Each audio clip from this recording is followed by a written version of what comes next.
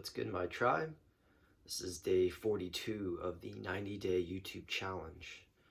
Today I thought I'd talk about the third formula of the Healing Tao system of Qigong that I teach. So the first two formulas were the inner smile. That's sort of the passive acceptance and appreciation, just smiling to yourself, connecting to that place within. The second formula would be the 6 healing sounds, a little bit more active practice of releasing trapped, stagnant energy from the organs. Each of the 5 elements corresponds with the different organ systems in the body. And then the third formula is what's called the microcosmic orbit. And this is one of the most famous Neigong or Qigong practices. And this is one of my favorite meditation practices personally. When I found the microcosmic orbit, it was very eye-opening for me because I was able to kind of connect it to many other things that I've read in some other traditions as well. For instance, let me talk about what it is. So the microcosmic orbit is this flow of energy through the body, through the 2 main energy meridians in the body, to be more specific. So you might know that in Chinese medicine and this sort of Taoist perspective of the energy body, they look at these various meridians, and they have points along these meridians that acupuncture uses to kind of open up the flow of energy in these channels. And there's, what's known as these sort of ordinary meridians, and then there's also the 8 extraordinary meridians, which are a little deeper than the ones that are used in acupuncture. And these are deep in the energy body and normally can't be accessed through acupuncture. However, 2 of those 8 extraordinary meridians are used in this practice of the microcosmic orbit. And so these are probably the 2 foundational channels of energy that if you move energy through them, then all other channels are able to kind of open up as well. So these are the 2 fundamental channels that practitioners usually work with. And these channels are the Du and the Ren. So the Du channel runs up the back of the spine. This is the fire channel. It's also known as the governing channel. And then the Ren runs down the front of the body, and it's the water channel, and it's also called the functional channel. And so this fire and this water, correspond with the foundational yin and yang of our body. And the way that I've come to understand it is the back channel is really associated with fire, right? So what is the fire of our body? You could say it's sort of the neurological, electrical activity of our nervous system. So you might be familiar with this concept of the chakras in the Indian system, and they say that these are sort of the various subtle energy centers within the body that run up and down the spine. And in Chinese medicine, they take it a little bit further. They say, well, we have these energy centers, but we more have these sort of 2 aspects of what you might call the chakras. So the chakras, you could say, have a front and a back, right? So, we have the root, which kind of just comes down and opens up downwards, and then we have the navel or the solar plexus chakra, the sacral chakra.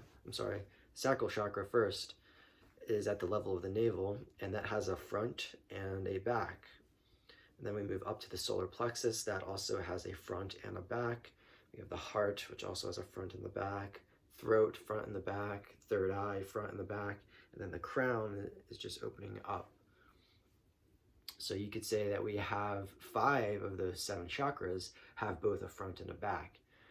And the front and the back basically in the Taoist system correspond with this flow of energy up and down the body. So there's various points along these channels, which I'm not going to get into. That's kind of beyond the scope of this. But my point being is that you can say that there are sort of two aspects of what you might call the chakras. There's a sort of more subtle aspect, or a nervous system, sort of electrical aspect, and then there's a more manifest, a more visceral, which is the water aspect, the front of the body, and that corresponds with the various endocrine glands.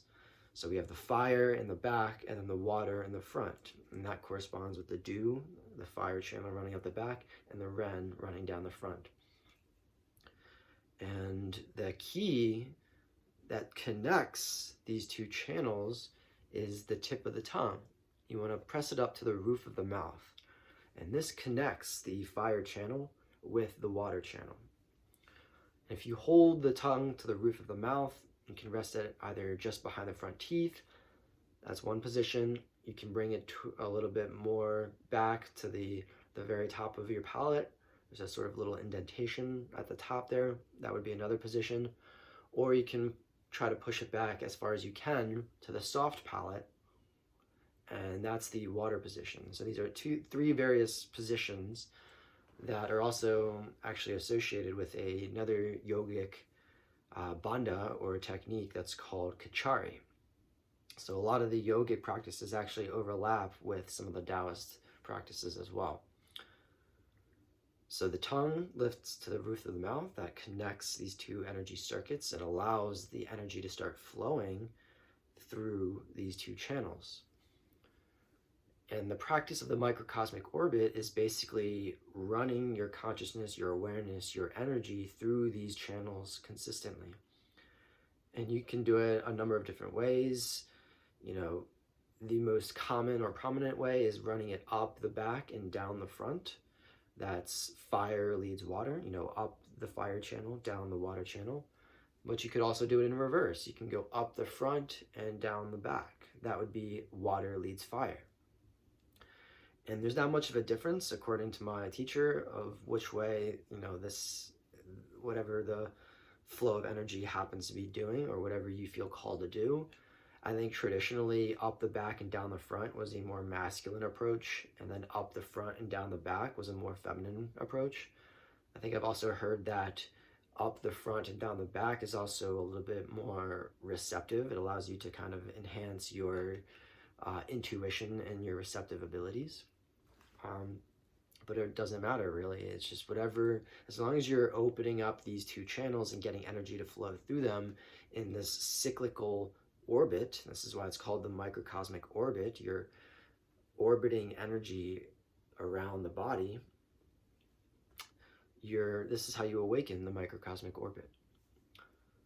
So I'm going to stop there for now. I think that's a nice little introduction into this practice. I guess tomorrow I'll go into how we can awaken this and how to actually do the microcosmic orbit.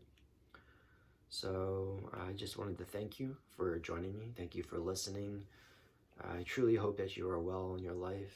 I hope that you are achieving your goals and taking care of yourself. With love and light, may peace be with you.